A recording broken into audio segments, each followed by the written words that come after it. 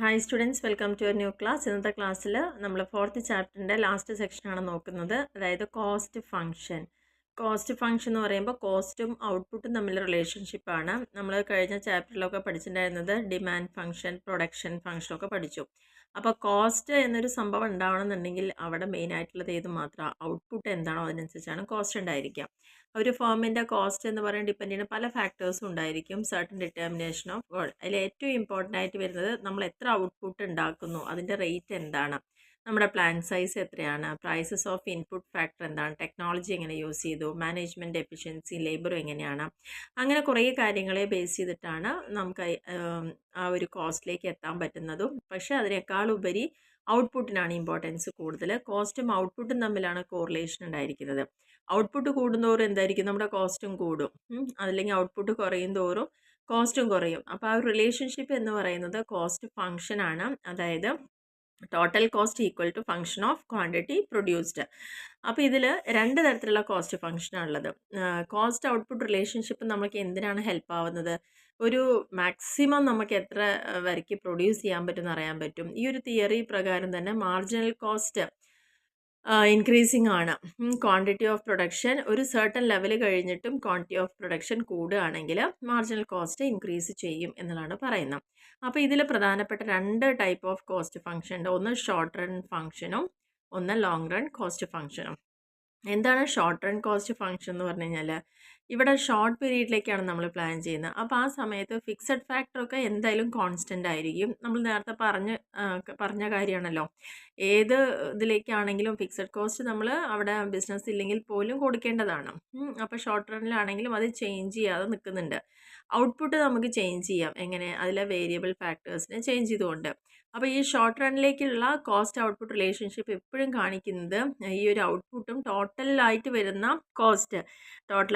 Cost പറഞ്ഞാൽ നമുക്ക് ഫോമിൽ വരുന്ന ടോട്ടൽ കോസ്റ്റ് എന്തൊക്കെ ഇൻക്ലൂഡ് ചെയ്യുന്നുണ്ട്? ടോട്ടൽ ഫിക്സഡ് കോസ്റ്റും ഉണ്ട്, ടോട്ടൽ വേരിയബിൾ കോസ്റ്റും ഉണ്ട്.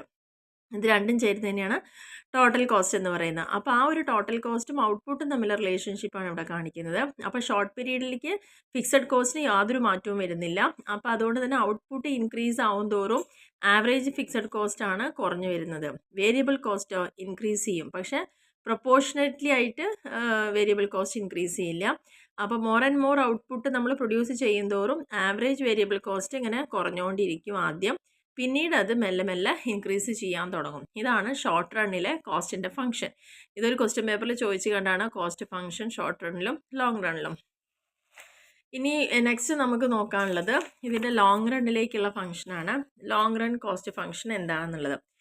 അപ്പോൾ നേരത്തെ നമ്മൾ പറഞ്ഞു ഫിക്സഡ് കോസ്റ്റ് അൺചേഞ്ച് ആയിട്ട് അല്ലെങ്കിൽ കോൺസ്റ്റൻ്റ് ആയിട്ട് നിൽക്കുക ചെയ്യുക. പക്ഷേ ലോങ് റണ്ണിലേക്കാണ് വരുന്നതെങ്കിൽ അവിടെ പ്രൊഡക്ഷൻ കൂടുന്തോറും അല്ലെങ്കിൽ കൂടുക കുറയുകയൊക്കെ ചെയ്യാം. എങ്ങനെ? അവിടെ ഫിക്സഡ് ഫാക്ടേഴ്സൊക്കെ അവിടെ ചേഞ്ചസ് വരാമെന്നുള്ളതാണ് പറയുന്നത്. കാരണം ലോങ് പീരീഡിലേക്ക് എല്ലാ ഇൻപുട്ട് ഫാക്ടറും എന്തായിരിക്കും? വേരിയബിൾ ആയിരിക്കും. നമ്മൾ നേരത്തെ പറഞ്ഞ ഷോർട്ട് പീരീഡിലേക്ക് വരുമ്പം ഫിക്സഡ് കോസ്റ്റ് അങ്ങനെ തന്നെ നിൽക്കും എന്നുള്ളതാണ് പറഞ്ഞത്. പക്ഷേ ലോങ് റണ്ണിലേക്ക് കാലം കൂടുന്തോറും അവിടെ ആ ഫിക്സഡ് കോസ്റ്റിനൊക്കെ ചേഞ്ച് വരാമല്ലോ. അപ്പോൾ അതുകൊണ്ട് തന്നെ അവിടെ ഫിക്സഡ് കോസ്റ്റ് എന്ന് പറയുന്നത് ലോങ് റണ്ണിലേക്ക് ചേഞ്ച് ചെയ്യുന്നുള്ളതാണ് പറയുന്നത്. അതുകൊണ്ട് തന്നെ long run firm will get sufficient time to install new plant and machinery and to sell old machine and buildings. കുറേ വർഷങ്ങളിലേക്ക് നമ്മൾ പ്ലാൻ ചെയ്യുമ്പോൾ പുതിയ മെഷീനറി വാങ്ങാനുള്ള സാധ്യത ഉണ്ട്, ഓൾഡ് മെഷീനറിയൊക്കെ വിൽക്കാനുള്ളതുണ്ട്. അതുകൊണ്ട് തന്നെ എല്ലാ കോസ്റ്റും വേരിയബിൾ ആയിരിക്കും ലോങ് റണ്ണിൽ. അവിടെ വേറെ ഒന്നും നമ്മൾ സ്റ്റഡി ചെയ്തിട്ട് കാര്യമില്ല. ആവറേജ് ഫിക്സഡ് കോസ്റ്റോ ആവറേജ് വേരിയബിൾ കോസ്റ്റോ ഒന്നും നോക്കിയിട്ട് കാര്യമില്ല. ലോങ് റണ്ണിൽ മെയിനായിട്ട് സ്റ്റഡി ചെയ്യേണ്ടത് ആവറേജ് ടോട്ടൽ കോസ്റ്റ് മാത്രമാണ് അവിടെ പ്രാധാന്യം വരുന്നുള്ളൂ. അവിടെ ഫിക്സഡും വേരിയബിളിനൊന്നും പ്രാധാന്യം ഇല്ല എന്നുള്ളതാണ് പറയുന്നത്. എന്തുകൊണ്ടാണെന്ന് വെച്ച് കഴിഞ്ഞാൽ ലോങ് റണ്ണിലേക്ക് ഒരു ഫേം പോകുമ്പോൾ ആ ഫേമിന് ഒരുപാട് ഓൾട്ടർനേറ്റീവ്സ് കിട്ടും അതിൻ്റെ സ്കെയിൽ ഓഫ് പ്രൊഡക്ഷൻ വേണ്ടി നോക്കിയാണ്. ആ ഓരോ സ്കെയിൽ ഓഫ് ഓപ്പറേഷൻ എടുക്കുകയാണെങ്കിലും അതിന് appropriate size of the plant ഉണ്ടായിരിക്കും. അപ്പോൾ ഫേമിന് എന്ത് ചെയ്യാം? Move from one plant to അനദറിലേക്ക് പോകാനുള്ളൊരു സമയം അവിടെ കിട്ടുന്നുണ്ട്. അപ്പോൾ സ്കെയിൽ ഓഫ് പ്രൊഡക്ഷൻ അവിടെ ചേഞ്ച് ആവും.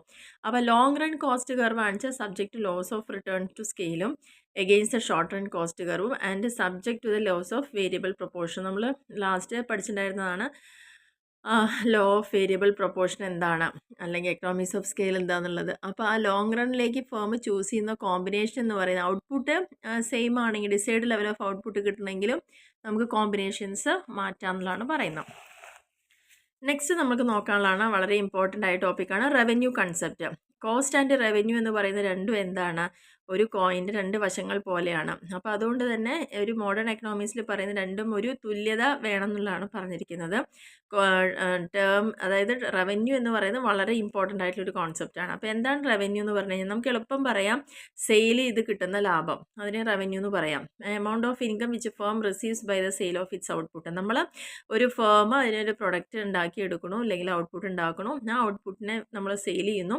സെയിൽ ചെയ്യുമ്പോൾ അതുവഴി നമുക്ക് ഇൻകം റിസീവ് ചെയ്യുന്നുണ്ടെങ്കിൽ അതിനെയാണ് സെയിൽ റെസീറ്റ് എന്ന് പറയുന്നത്, റവന്യൂ എന്ന് പറയുന്നത്. അതൊരു മോണിറ്ററി വാല്യൂ ആയിരിക്കും ഉണ്ടായിരിക്കുക. നമ്മൾ according to Dooley the revenue of a firm is it sales receipts or money receipts from the sale of a product. ഒരു പ്രൊഡക്റ്റ് വിൽക്കുന്നതിൻ്റെ ഫലമായിട്ട് മണി റെസീറ്റോ സെയിൽ റെസീറ്റോ കിട്ടുന്നുണ്ടെങ്കിൽ അതിനെ തന്നെ റവന്യൂ എന്ന് പറയുന്നത്. ഇനി പ്രധാനമായിട്ടും 4 മെയിൻ കൺസെപ്റ്റാണ് റവന്യൂവിനുള്ളത്. ഒന്ന് ടോട്ടൽ റവന്യൂ എന്താണ്, average revenue, marginal revenue and incremental revenue. വളരെ ഇമ്പോർട്ടൻ്റ് ആയ ടോപ്പിക്കാണ്. ക്വസ്റ്റ്യൻ പേപ്പറിൽ റിപ്പീറ്റ് ചെയ്തൊരു ക്വസ്റ്റ്യനും കൂടിയാണ്. അപ്പോൾ 4 ഈ റവന്യൂസ് എന്താണെന്ന് നോക്കാം. First one total revenue. Total revenue എന്ന് പറഞ്ഞു കഴിഞ്ഞാൽ പേര് തന്നെ അറിയാം, total sale proceeds of a firm by selling its output at a given price. തന്നിരിക്കുന്ന ഒരു നിശ്ചിത വിലയിൽ നമ്മൾ ഉണ്ടാക്കിയെടുത്ത എല്ലാ ഔട്ട്പുട്ടും നമ്മൾ സെയിൽ ചെയ്യുമ്പോൾ നമുക്ക് മൊത്തത്തിൽ എത്ര രൂപയാണോ സെയിലിൽ നിന്ന് കിട്ടുന്നത് അതിനെയാണ് ടോട്ടൽ റവന്യൂ എന്ന് പറയുന്നത്. അപ്പോൾ നമുക്കിത് എങ്ങനെയാണ് കിട്ടുക? നമ്മൾ എത്ര യൂണിറ്റ് പ്രൊഡ്യൂസ് ചെയ്തോ അത് ഇൻറ്റു അതിൻ്റെ പ്രൈസ് അല്ലേ. അപ്പോൾ അത് ചെയ്ത് കഴിഞ്ഞാൽ നമുക്ക് ടോട്ടൽ റവന്യൂ കിട്ടും. ഒരു കമ്മോഡിറ്റിയുടെ വില എന്താണോ അങ്ങനെ എത്ര ക്വാണ്ടിറ്റി നമ്മൾ ഉണ്ടാക്കിയിട്ടുണ്ടോ അത് ഇൻറ്റു ചെയ്ത് കഴിഞ്ഞാൽ ടോട്ടൽ റവന്യൂ അവിടെ കിട്ടും. അത് 100 യൂണിറ്റ് ആണ് കൊടുത്തതെങ്കിൽ ഒന്നിന് 10 രൂപയാണെങ്കിൽ 100 ഇൻറ്റു 10 1000 രൂപ കിട്ടുന്നു. ആവറേജ് റവന്യൂ ആണ് അടുത്തത്. ആവറേജ് റവന്യൂ എന്ന് പറയുമ്പോൾ ഇവിടെ റവന്യൂ ഏൺ ചെയ്യുന്നത് പെർ യൂണിറ്റ് ഓഫ് ഔട്ട്പുട്ടിൻ്റെ മുകളിലാണ്. ഓരോ യൂണിറ്റ് ഔട്ട്പുട്ട് വരുമ്പോഴും അതിൻ്റെ മുകളിൽ എന്ത് റവന്യൂ നമുക്ക് കിട്ടിയിട്ടുണ്ട് എന്നുള്ളത്. അപ്പോൾ revenue per unit of the commodity, നമ്മൾ എത്രയാണോ സോൾഡ് ചെയ്തിരിക്കുന്ന കമ്മോഡിറ്റി അതിൻ്റെ ഓരോ യൂണിറ്റിൻ്റെ റവന്യൂ ആണ് ഇവിടെ കാണുന്നത്. അപ്പോൾ ഇത് ഒബ്റ്റെയിൻ ചെയ്യണമെങ്കിൽ എന്ത് ചെയ്താൽ മതി? ടോട്ടൽ റവന്യൂ, നമുക്ക് എന്ത് ലാഭം കിട്ടി ഡിവൈഡ് ബൈ എത്ര യൂണിറ്റ് കൊടുത്തു, അതാണ് ആവറേജ് കാണുക, ടോട്ടൽ ബൈ നമ്പർ. അപ്പോൾ AR എന്ന് പറയുന്നത് ടോട്ടൽ റവന്യൂ ബൈ എത്ര ക്വാണ്ടിറ്റി നമ്മൾ സോൾഡ് ചെയ്തു. ഇനി നെക്സ്റ്റ് പറയുന്നത് മാർജിനൽ റവന്യൂ ആണ്. മാർജിനൽ റവന്യൂ എന്ന് പറഞ്ഞു കഴിഞ്ഞാൽ ഇപ്പോൾ നേരത്തെ പറഞ്ഞ ഈ ഒരു ടോട്ടൽ റവന്യൂവിൻ്റെ അല്ലാതെ നമ്മൾ അഡീഷണൽ ആയിട്ട് എന്തെങ്കിലും ഒരു യൂണിറ്റ് നമ്മൾ കൊടുത്തിട്ടുണ്ടെങ്കിൽ അതിൻ്റെ മുകളിൽ നമുക്ക് എന്ത് വരുമാനമാണോ കിട്ടുന്നത് അതിനെയാണ് മാർജിനൽ റവന്യൂ എന്ന് പറയുന്നത്. ഇപ്പോൾ ഒരു ഫേം 100 യൂണിറ്റ് 10 രൂപ പ്രകാരം കൊടുക്കുകയാണ്. അപ്പോൾ ടോട്ടൽ റവന്യൂ എത്ര? 1000 രൂപയാണ്. 101ാമത്തെ യൂണിറ്റ് പ്രൈസ് 10 രൂപയും കൂടി കൂട്ടി കൊടുക്കുമ്പോൾ നമുക്ക് അഡീഷണൽ ആയിട്ട് അവിടെ ടോട്ടൽ റവന്യൂ 1010 രൂപയായിട്ടാണ് അവിടെ കിട്ടുന്നത്. അതിൻ്റെ അർത്ഥം 101ാമത്തെ യൂണിറ്റ് ഓഫ് ഔട്ട്പുട്ടിൽ നമ്മളൊരു 10 രൂപ കൂടിയിട്ട് ആഡ് ചെയ്യുന്നു. ഇതിനെയാണ് മാർജിനൽ റവന്യൂ എന്ന് പറയുന്നത്. അതിൽ റിലേഷൻഷിപ്പ് കാണിക്കേണ്ട average revenue, marginal revenue and total revenue തമ്മിൽ ഈ ഒരു ടേബിൾ നോക്കിയാൽ തന്നെ ക്ലിയർ ആവും.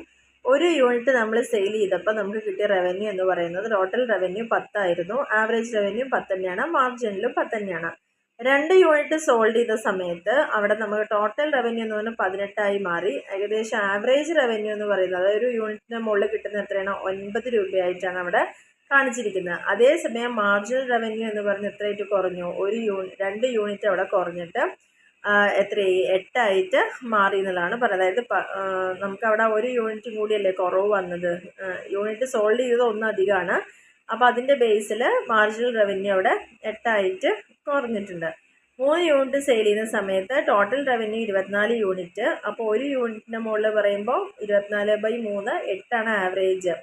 അതിൽ നിന്ന് നമുക്ക് 2 യൂണിറ്റാണ് ഡിഫറൻസ് വന്നിരിക്കുന്നത്. മാർജിനിലേക്ക് വന്നപ്പോൾ എത്രയായി? 6 ആയിട്ട് മാർജിനൽ റവന്യൂ മാറി. അങ്ങനെ 4ഉം 5ഉം 6ഉം 7ഉം കൊടുത്തിട്ടുണ്ട് ഓരോ യൂണിറ്റ്. പക്ഷേ 6ാമത്തെ യൂണിറ്റ് സോൾഡ് ചെയ്ത സമയത്ത് വീണ്ടും ടോട്ടൽ റവന്യൂ സെയിം ആണ്, ആവറേജ് കുറഞ്ഞു തുടങ്ങി, മാർജിനൽ 0 ആയിട്ട് മാറിയിട്ടുണ്ട്. പിന്നെയും വീണ്ടും യൂണിറ്റ് സോൾഡ് ചെയ്തപ്പോൾ ടോട്ടൽ റവന്യൂ 28 കുറയുകയും ആവറേജ് റവന്യൂ അതിൽ നിന്ന് താഴ്ന്ന് മാർജിനൽ റവന്യൂ നെഗറ്റീവിലേക്ക് പോവുകയും ചെയ്തിട്ടുണ്ട്. അപ്പോൾ ഈ ഒരു റിലേഷൻഷിപ്പിൽ നിന്ന് നമുക്ക് മനസ്സിലാവുന്നത് എപ്പോഴും ആവറേജ് റവന്യൂ ഫോൾ ചെയ്യുമ്പോൾ MRും എന്താവും? ഫോൾ ചെയ്യും. MR കുറയുമ്പോൾ ഫാസ്റ്ററായിട്ടായിരിക്കും കുറയുക ARനെക്കാട്ടിലും. ടോട്ടൽ റവന്യൂ ഇൻക്രീസ് ചെയ്യും, പക്ഷെ ഒരു ഡിമിനിഷിങ് റേറ്റ് വരെയിരിക്കും. അത് കഴിഞ്ഞാൽ it continues to increase until MR is positive. Positive ആവുന്നവരേക്ക് MR പോസിറ്റീവ് ആവുന്നവരേക്ക് അത് കണ്ടിന്യൂ ചെയ്യുന്നതാണ് പറയുന്നത്. ടോട്ടൽ റവന്യൂ ഫോൾ ചെയ്യുമ്പോൾ മാർജിനൽ റവന്യൂ നെഗറ്റീവായിട്ട് മാറുന്നു. അതാണല്ലോ ഇപ്പോൾ ഇവിടെ കണ്ടുകൊണ്ടിരുന്നത്. അപ്പോൾ ടോട്ടൽ റവന്യൂ കുറഞ്ഞു വന്നപ്പം മാർജിനൽ റവന്യൂ നെഗറ്റീവിലേക്ക് മാറി. അപ്പോൾ ഈ ഒരു റിലേഷൻഷിപ്പ് ഒന്ന് മനസ്സിലാക്കുക. പിന്നെ പറയുന്നത് total revenue will be the maximum. Total revenue maximum ആകുമ്പോൾ എപ്പോഴാണ് when MR become 0.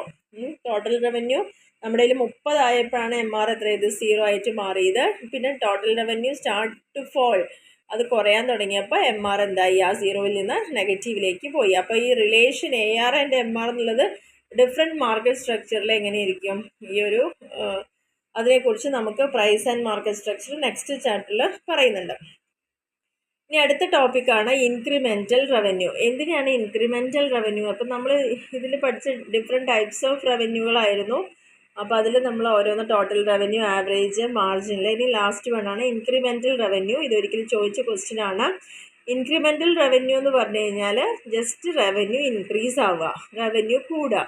It is the difference between new total revenue existing total revenue. നമുക്ക് നിലവിൽ എത്ര റവന്യൂ ആണ് കിട്ടിക്കൊണ്ടിരുന്നത്, അതിൽ നിന്ന് എത്ര അധികം നമുക്ക് പിന്നീട് കിട്ടിയിട്ടുണ്ട്, അതിനെ ആ ഒരു ഡിഫറൻസിനെയാണ് ഇൻക്രിമെൻ്റൽ റവന്യൂ എന്ന് പറയുന്നത്. ഫോർ എക്സാമ്പിൾ നമുക്ക് 100 യൂണിറ്റ് സെൽ ചെയ്തപ്പം 1000 രൂപയാണ് റവന്യൂ കിട്ടിയതെങ്കിൽ പിന്നീട് നമ്മൾ ഈ 100 യൂണിറ്റ് സെൽ ചെയ്യുമ്പോൾ 1200 കിട്ടുന്നതെങ്കിൽ ആ 200 രൂപയാണ് അവിടുത്തെ ഇൻക്രിമെൻ്റൽ റവന്യൂ എന്ന് പറയുന്നത്. Measures the impact of decision alternatives on the total revenue. എന്തുകൊണ്ടാണ് നമ്മളെടുത്ത ഡെസിഷൻ, ആ ഓൾട്ടർനേറ്റീവ്സിൻ്റെ ഡെസിഷനിൽ വന്ന ഇമ്പാക്റ്റ് ആണത്. അപ്പോൾ ഇവിടെ ഇൻക്രിമെൻ്റൽ റവന്യൂ കാണണമെങ്കിൽ എന്താ equation, R1 minus R2 minus R1. R2 എന്ന് പറയുന്നത് പുതിയ ടോട്ടൽ റവന്യൂ, R1 എന്ന് പറയുന്നത് പഴയ ടോട്ടൽ റവന്യൂ. അവ തമ്മിൽ ഡിഫറൻസ് ആണ് ഇൻക്രിമെൻ്റൽ റവന്യൂ എന്ന് പറയുന്നത്. ഇനി എന്തൊക്കെയാണ് മാർജിനൽ റവന്യൂവും ഇൻക്രിമെൻ്റൽ റവന്യൂവും തമ്മിലുള്ള ഡിഫറൻസ്? മാർജിനൽ റവന്യൂ എന്താ കാണിക്കുന്നത്, is the change in total revenue per unit of change in sales. ഒരു യൂണിറ്റ് ചേഞ്ച് സെയിൽസിൽ വരുമ്പോൾ അത് ടോട്ടൽ റവന്യൂയെ എങ്ങനെ കാണിക്കുന്നു എന്നുള്ളതാണ് മാർജിനൽ റവന്യൂവിൽ പറയുന്നത്. അതേസമയം in other words marginal revenue എന്ന് പറയുന്നത് addition made to the total revenue. ഒരു ടോട്ടൽ റവന്യൂവിന് എത്രയാണോ അഡീഷണലായി കിട്ടുന്നത്, ഒരു സെല്ലിങ്, ഒരു അഡീഷണൽ, ഒരു എക്സ്ട്രാ യൂണിറ്റ് നമ്മൾ ഔട്ട്പുട്ട് വിൽക്കുമ്പം എത്രയാണോ അഡീഷണലായി കിട്ടുന്നത് അതിനെ തന്നെ മാർജിനൽ റവന്യൂ എന്ന് പറയുന്നത്. പക്ഷേ ഇൻക്രിമെൻ്റൽ റവന്യൂ ഇവിടെ ചേഞ്ച് വരുന്നത് total revenue irrespective of the change in output. അവിടെ ഔട്ട്പുട്ടിൻ്റെ ചേഞ്ച് അല്ല, പകരം നമുക്ക് റവന്യൂവിൽ വന്ന ഡിഫറൻസ് ആണ് അവിടെ എടുത്തിരിക്കുന്നത് എന്നുള്ളതാണ് പറയുന്നത്.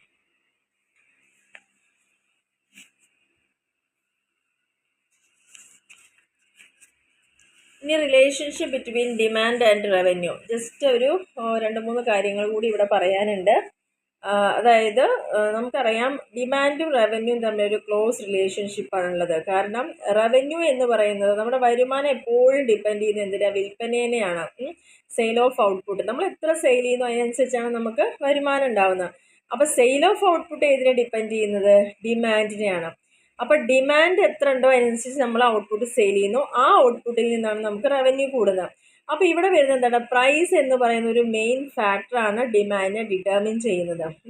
അപ്പോൾ പ്രൈസ് ആൻഡ് ഡിമാൻഡ് ഡിറ്റർമിൻ, അപ്പോൾ പ്രൈസും ഡിമാൻഡും കൂടിയാണ് നമുക്ക് റവന്യൂ എത്ര വേണമെന്ന് തീരുമാനിക്കാൻ സാധിക്കുന്നത്. അപ്പോൾ പ്രൈസ് ചേഞ്ച് ചെയ്യുമ്പോൾ ഡിമാൻഡും ചേഞ്ച് ആവും. when the firm reduces price, പ്രൊഡക്റ്റിൻ്റെ പ്രൈസ് കുറയ്ക്കുമ്പോൾ ഡിമാൻഡ് എന്താവും, അവിടെ ഇൻക്രീസ് ആവുന്നു എന്നുള്ളതാണ് പറയുന്നത്. അപ്പോൾ total revenue may increase or decrease. Total revenue ചിലപ്പോൾ അത് കൂടുകയോ കുറയുകയോ ചെയ്യാം. പ്രൈസ് കുറയുമ്പം റവന്യൂ എന്താവും, ഡിക്രീസ് ആവുന്നു എന്നുള്ളതാണ് പറയുന്നത്. അപ്പോൾ ആ റിലേഷൻ ഇനി ഇവിടെ പറഞ്ഞിരിക്കുന്നത്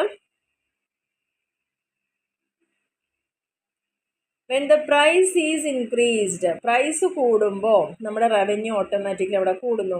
total revenue need not be increased. Total revenue അവിടെ ഇൻക്രീസ് ആവുന്നില്ല. എന്തുകൊണ്ടാണെന്ന് വെച്ചാൽ നമ്പർ ഓഫ് നമ്മൾ യൂണിറ്റ് എത്ര സെൽ ചെയ്തു അതിൽ നിന്ന് due to fall in demand as a result of increase in price. Price കൂടിയതിൻ്റെ ഫലമായിട്ട് നമുക്ക് എത്രയാണോ ഡിമാൻഡിൽ കുറവ് വന്നത് അതിനെയാണ് അതിൽ നിന്ന് കുറയ്ക്കുന്നത്. അതുകൊണ്ട് തന്നെ ടോട്ടൽ റവന്യൂ എപ്പോഴും ഇൻക്രീസോ ഡിക്രീസോ ആവുന്നത് ഏതിനെ ബേസ് ചെയ്തിട്ടാണ്, പ്രൈസിൻ്റെ ചേഞ്ചിനെ അനുസരിച്ചാണ്. ഇതിനെയാണ് ടോട്ടൽ റവന്യൂ ടെസ്റ്റ് എന്ന് പറയുന്നത്. ഇനി ഇവിടെ പറയുന്ന 2 ഇഫക്റ്റ് പറയുന്നുണ്ട്, പ്രൈസ് ഇഫക്റ്റും ക്വാണ്ടിറ്റി ഇഫക്റ്റും. പ്രൈസ് കുറയുമ്പോൾ ഡിമാൻഡ് കൂടുന്നു. വെൻ ദ ഡിമാൻഡ് കൂടുമ്പോൾ ഫേമിന് എന്താണ്, കൂടുതൽ സെയിൽസ് നടത്തേണ്ടി വരും. അങ്ങനെ വരുമ്പോൾ സെയിൽസ് കൂടുമ്പോൾ എന്താവും, നമ്മുടെ റവന്യൂ ഇൻക്രീസ് ചെയ്യും. പക്ഷേ നമുക്കൊരിക്കലും പറയാൻ പറ്റാത്തൊരു കാര്യം എന്താണെന്ന് വെച്ച് കഴിഞ്ഞാൽ ടോട്ടൽ റവന്യൂ അവിടെ ഇൻക്രീസ് ആയിക്കൊള്ളുന്നില്ല. എന്തുകൊണ്ടാണ്? പ്രൈസ് റെഡ്യൂസ് ചെയ്യുമ്പോൾ തീർച്ചയായിട്ടും റവന്യൂവിലും ഡിക്രീസ് വരാം. ഇതിനെയാണ് പ്രൈസ് ഇഫക്റ്റ് എന്ന് പറയുന്നത്. But total revenue might be increased. അങ്ങനെ വരുന്ന സമയത്ത് ടോട്ടൽ റവന്യൂ ചിലപ്പോൾ ഇൻക്രീസ് ആവാം. അതെന്തുകൊണ്ടാണെന്ന് വെച്ച് കഴിഞ്ഞാൽ ഫേമിന് എന്ത് ചെയ്യാം, മോർ ക്വാണ്ടിറ്റി കൂടുതലായിട്ട് വിൽക്കാൻ നമുക്ക് അവിടെ സാധിക്കും. പ്രൈസ് കുറഞ്ഞാലും കൂടുതൽ ക്വാണ്ടിറ്റി വിൽക്കാൻ പറ്റും. ഇതിനെയാണ് ക്വാണ്ടിറ്റി ഇഫക്റ്റ് എന്ന് പറയുന്നത്. പ്രൈസ് കുറഞ്ഞാലും ക്വാണ്ടിറ്റി കൂടുതൽ സെയിൽ ചെയ്യാൻ പറ്റുകയാണെങ്കിൽ അതിനെ ക്വാണ്ടിറ്റി ഇഫക്റ്റ് എന്ന് പറയും. ആദ്യത്തെ കേസിൽ പ്രൈസ് റെഡ്യൂസ് ചെയ്യുമ്പോൾ റവന്യൂ റെഡ്യൂസ് ചെയ്യാണ്. അപ്പോൾ ഇതിനെയാണ് പ്രൈസ് ഇഫക്റ്റ് എന്ന് പറയുന്നത്. ഇനി ജസ്റ്റ് നിങ്ങൾക്ക് ഒന്ന് നോക്കി വെക്കാം. അതായത് പ്രൈസ് ഇലാസ്റ്റിസിറ്റി വരുമ്പോൾ എന്തൊക്കെയാണ് മാറ്റങ്ങൾ വരുന്നതെന്നുള്ളത്.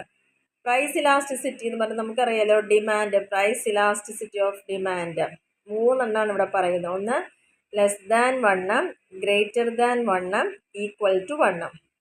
അപ്പോൾ അതിൽ തന്നെ പ്രൈസ് ഇൻഇലാസ്റ്റിക് ആവുകയും 1നേക്കാൾ കുറവാവുകയും ചെയ്യുകയാണെങ്കിൽ, ഇൻഇലാസ്റ്റിക് ആവുമ്പം പ്രൈസ് എന്തായിരിക്കും, ഒന്ന് ആദ്യത്തെ കേസിൽ പ്രൈസ് കൂടുന്നു, അപ്പോൾ ഡിമാൻഡ് എന്താവും, ചെറിയ രീതിയിൽ കുറയും. അപ്പോൾ ടോട്ടൽ റവന്യൂ അവിടെ ഇൻക്രീസ് ആവും.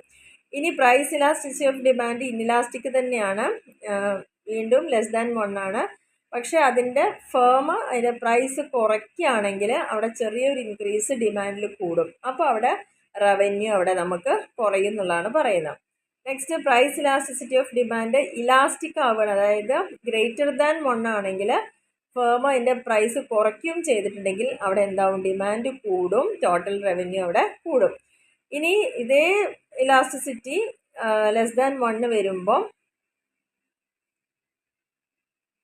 ലെസ് ദാൻ 1 ആണെങ്കിൽ a firm raises its price കൂട്ടുകയും ചെയ്തിട്ടുണ്ടെങ്കിൽ അവിടെ ഡിമാൻഡ് കുറയുകയും ടോട്ടൽ റവന്യൂ കുറയുകയും ചെയ്യും. ഇനി price elasticity of demand equal to 1 ആണ് നിൽക്കുന്ന സമയത്ത് പ്രൈസ് കൂടുകയാണെങ്കിൽ പെർസെൻറ്റേജ് ഡിക്രീസ് ആയിരിക്കും ഡിമാൻഡിൽ ഉണ്ടായിരിക്കുക. അത് ഏതിനനുസരിച്ചായിരിക്കും, പെർസെൻറ്റേജ് ഇൻക്രീസ് ഇൻ പ്രൈസും. അപ്പോൾ total revenue remains the same, അവിടെ വലിയ മാറ്റമൊന്നും ഉണ്ടാവില്ല. ഇനി ഈക്വൽ ടു 1 തന്നെയാണ്, അതേസമയം അതിൻ്റെ പ്രൈസ് കുറയ്ക്കുകയാണെങ്കിൽ പെർസെൻറ്റേജ് ഇൻക്രീസ്, നേരത്തെ പറഞ്ഞ നേരെ opposite, increase in demand equal to percentage decrease in പ്രൈസും, total revenue remains the same. Just ഇതൊന്ന് ആ ഒരു ഡിഫറൻസ് എങ്ങനെയൊക്കെ വരുന്നു എന്നൊക്കെ അറിയാൻ വേണ്ടി മാത്രമാണ്. ആൻഡ് ലാസ്റ്റ് പറയുന്നൊരു ടോപ്പിക്ക് റിലേഷൻഷിപ്പ്, പ്രൈസ് ഇലാസ്റ്റിസിറ്റിയുടെ ടോട്ടൽ റവന്യൂ മാർജിനൽ റവന്യൂ തമ്മിലുള്ള റിലേഷൻഷിപ്പാണ് ഇവിടെ പറയുന്നത്. ആദ്യത്തെ കേസിൽ കോഎഫിഷ്യൻ്റ് ഓഫ് പ്രൈസ് ഇലാസ്റ്റിസിറ്റി 1നേക്കാൾ കൂടുതലാണെങ്കിൽ MR എപ്പോഴും പോസിറ്റീവും TR പ്രൈസ് ഫോൾ ചെയ്യുന്നതിനനുസരിച്ച് കൂടുകയും ചെയ്യുന്നു. രണ്ടാമത്തെ കേസിൽ പ്രൈസ് ഇലാസ്റ്റിസിറ്റി ഈക്വൽ ടു 1 ആണെങ്കിൽ MR 0 ആവും, അതേസമയം ടോട്ടൽ റവന്യൂ എന്ന് പറയുന്നത് പ്രൈസിൽ ചേഞ്ച് വന്നാലും മാറ്റമില്ലാതെ തുടരുന്നു. മൂന്നാമത്തെ കേസിൽ കോഎഫിഷ്യൻ്റ് ഓഫ് പ്രൈസ് ഇലാസ്റ്റിസിറ്റി 1നേക്കാൾ കുറവാണെങ്കിൽ MR നെഗറ്റീവ് ആവുകയും, അപ്പോൾ നിങ്ങൾക്ക് ഇവിടെ ശ്രദ്ധിച്ചാൽ മതി, ആദ്യം greater than 1, equal to 1, less than 1, അതാണ് 3 കേസ്. ഗ്രേറ്റർ ദാൻ 1 ആകുമ്പോൾ MR അവിടെ പോസിറ്റീവ് ആവുന്നു, പ്രൈസ് ഫോൾ ചെയ്യുന്നതിൻ്റെ ഭാഗമായിട്ട് TR ഇൻക്രീസ് ആവുന്നു. രണ്ടാമത്തെ കേസ് ഈക്വൽ ടു 1 ആകുമ്പോൾ MR 0 ആവുന്നു, TR ഒരു ചേഞ്ചും ഇല്ലാതെ, പ്രൈസ് ചേഞ്ച് ചെയ്താലും മാറ്റങ്ങളില്ലാതെ മുന്നോട്ട് പോകണം. തേർഡ് കേസിൽ ലെസ് ദാൻ 1 ആവുമ്പം MR 0യിൽ നിൽക്കുന്നതായിരുന്നില്ല, അതെന്തായി, അതിന് താഴെ നെഗറ്റീവിലേക്ക് പോകുന്നു, അവിടെ TRും പ്രൈസ് ഫോൾ ചെയ്യുന്നതനുസരിച്ച് കുറയുന്നു. ഇതാണ് ആ ഒരു റിലേഷൻഷിപ്പ് ഇവിടെ കാണിക്കുന്നത്. അപ്പോൾ ഇതോട് കൂടിയിട്ട് നമ്മുടെ ഈ ഒരു ചാപ്റ്റർ ഇവിടെ കംപ്ലീറ്റ് ആയിട്ടുണ്ട്. 4th ചാപ്റ്റർ കോസ്റ്റും റവന്യൂ കൺസെപ്റ്റ്. അപ്പോൾ ഇതിൽ നന്നായിട്ട് പഠിക്കേണ്ട കാര്യം different types of cost, relationship, revenue, different types, അവ തമ്മിലെ റിലേഷൻഷിപ്പ്, ഇത്ര മാത്രം നിങ്ങൾ എക്സാമിന് നോക്കിയാൽ മതിയാവും.